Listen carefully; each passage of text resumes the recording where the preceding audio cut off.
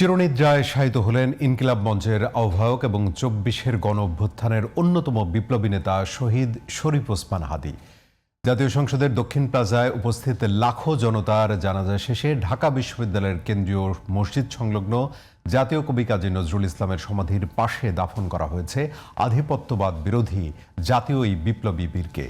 দাফন শেষে তাঁর বীরত্বগাথা এবং হত্যাকাণ্ডের দ্রুত বিচার দাবি করেছেন ঢাকা বিশ্ববিদ্যালয়ের উপাচার্য, জুলাই বিপ্লবীদের সহযোদ্ধা ও সর্বসাধারণ। ওবায়দুল হক মারুফের রিপোর্টে আরো বিস্তারিত।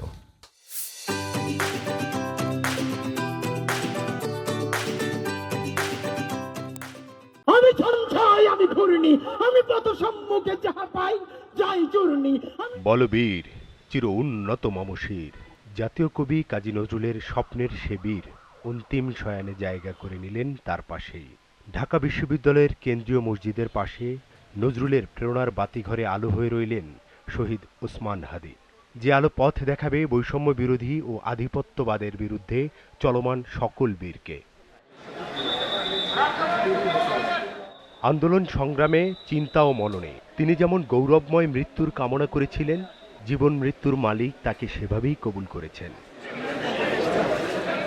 ওসমান হাদীর মৃত্যুতে তার শাহাদাত কবুলের পাশাপাশি দিবালোকে এমন হত্যাকাণ্ডের বিচারের দাবিতে ক্ষুব্ধ প্রতিক্রিয়া জানিয়েছেন সমাধিস্থলে আগতরা।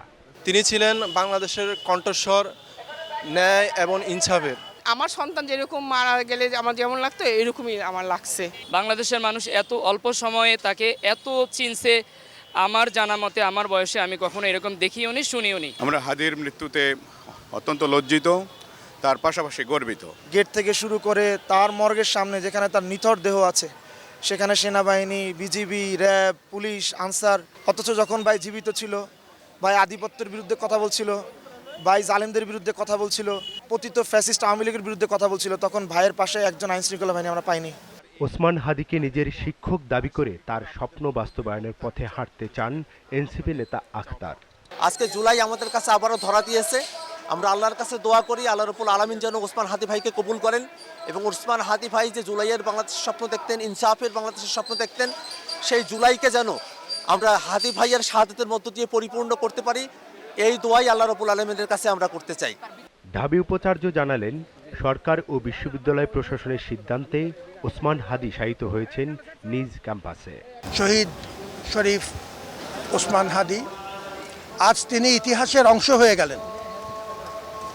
ঢাকা বিশ্ববিদ্যালয় তার সন্তানকে আবার বুকে টেনে নিয়েছে, যেমন মা তার সন্তানকে বুকে টেনে নেয়।